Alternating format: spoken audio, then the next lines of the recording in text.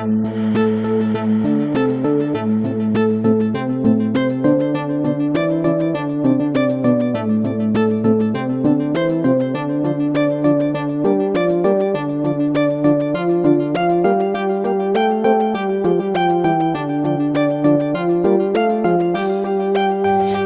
ការឲ្យគេ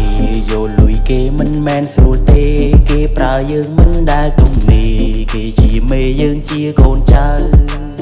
មុខមាត់ឡើងខ្មៅខំប្រឹងទៅដើម្បីតែលុយឯងកុំពិនតែធ្វើមុខស៊ុយដើម្បីលុយយកទៅឯផ្ទះធ្វើការឲ្យគេយកលុយគេមិនមែនស្រួលទេគេប្រើយើងមិនដែលទំនេរគេជាមេយើងជាកូនចៅមុខមាត់ឡើងខ្មៅខំប្រឹងទៅដើម្បីតែលុយឯងកុំពិនតែធ្វើមុខស៊ុយដើម្បីលុយយកទៅ